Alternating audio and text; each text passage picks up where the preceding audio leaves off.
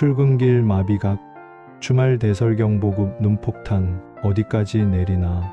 이번 주말 전국 곳곳에 대설경보급 폭설이 예고됐습니다. 수도권과 충청남 지역을 중심으로 최대 20cm 이상의 눈이 쏟아질 전망인데요.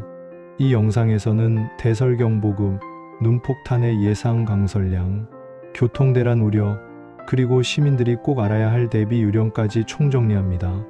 이번 주말 밖에 나가도 될까요? 기상청이 긴급 예보를 발표했습니다.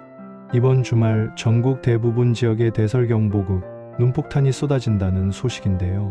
특히 수도권과 충청권은 시간당 3cm 이상의 강설이 예상되고 일부 지역은 하루 만에 20cm가 넘는 눈이 내릴 수 있다고 합니다. 문제는 이 대설경보급 눈폭탄이 토요일 새벽부터 시작돼 주말 내내 이어진다는 점입니다. 출퇴근길은 물론 주말 약속과 귀성길까지 전면 차질이 우려되는 상황이죠. 과거 2010년 1월 수도권에 25cm가 넘는 폭설이 내렸을 때 고속도로와 공항이 완전히 마비됐던 사례를 기억하시나요? 그때와 비슷한 규모의 눈이 예고된 지금 어떤 지역에 얼마나 내릴지 어떻게 대비해야 할지 지금부터 차분히 정리해 드리겠습니다. 어디에 얼마나 내리나 폭설 예보 총정리. 먼저 이번 대설경보급 눈폭탄의 예상 강설량부터 살펴보겠습니다. 기상청에 따르면 토요일 새벽부터 일요일 오전까지 약 36시간 동안 눈이 집중적으로 내릴 예정입니다. 수도권 지역은 서울, 인천, 경기 북부를 중심으로 1020cm, 산간 지역은 최대 30cm 이상의 눈이 쌓일 것으로 예상됩니다. 충청권도 대전, 세종, 충남 북부를 중심으로 1525cm의 폭설 예보가 나왔고 전북과 강원, 영서 지역 역시 1020cm 안팎의 적설량이 전망됩니다. 특히 이번 눈은 습설 형태로 내려 무게가 무거워 나뭇가지나 전선, 비닐하우스 붕괴 위험이 높습니다. 실제로 습설 1cm는 건설 3cm와 맞먹는 하중을 가한다는 연구 결과도 있습니다. 또한 기온이 영하로 떨어지는 밤 시간대에는 도로 곳곳에 블랙아이스가 형성될 가능성이 크기 때문에 폭설 예보 지역에 계신 분들은 각별한 주의가 필요합니다. 정리하자면 이번 대설경보급 눈폭탄은 많은 양과 긴 시간, 그리고 습설이라는 세 가지 특징을 모두 갖춘 매우 위험한 기상 상황입니다. 교통마비 우려, 어떤 혼란이 예상되나. 두 번째로 짚어볼 부분은 교통마비 가능성입니다. 과거 사례를 보면 10cm 이상의 눈이 내릴 경우 고속도로 통제와 도심, 교통정체가 필연적으로 발생했습니다. 이번 주말 역시 경부고속도로, 서해안고속도로, 영동고속도로 등 주요 간선도로에서 통제 구간이 발생할 가능성이 높고 특히 토요일 오전부터 일요일 오후까지 이동량이 많은 시간대와 겹치면서 교통마비 우려가 커지고 있습니다. 국토교통부와 한국도로공사는 제설 장비 2,500여 대와 제설함 27만 톤을 배치했다고 밝혔지만 시간당 3cm 이상 내리는 폭설 상황에서는 제설 속도가 강설 속도를 따라잡지 못하는 경우가 많습니다. 또한 공항 운항에도 차질이 예상됩니다. 김포공항과 인천공항은 활주로 제설 작업으로 일부 항공편이 지연되거나 결항될 수 있으며 지방공항 역시 기상 악화로 운항 스케줄 변동 가능성이 제기되고 있습니다. 철도 역시 안전을 위해 감속 운행에 들어갈 수 있어 KTX와 SRT, 일반 열차 모두 정시 운행이 어려울 전망입니다. 결국 이번 주말 장거리 이동을 계획 중이신 분들은 출발 전 교통 상황을 반드시 확인하고 가능하다면 일정을 조정하는 것이 최선의 선택일 수 있습니다. 시민안전 대책, 지금 준비해야 할 것들.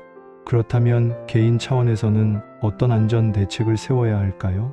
첫째, 차량 운행 전 필수 점검 사항입니다. 스노체인이나 겨울용 타이어를 미리 장착하고 부동액과 워셔액을 충분히 보충해야 합니다. 눈길 운전 시에는 평소보다 2배 이상 차간 거리를 유지하고 급제동과 급가속을 절대 피해야 합니다. 둘째, 보행 시 안전입니다. 대설경보급 눈폭탄이 내린 뒤에는 보도블록과 계단이 미끄럽기 때문에 굽 낮은 신발을 착용하고 손은 호주머니에 넣지 않는 것이 좋습니다. 특히 지하철 계단이나 육교 같은 곳은 블랙아이스 위험이 높으니 각별히 조심해야 합니다. 셋째, 농가와 시설물 관리입니다.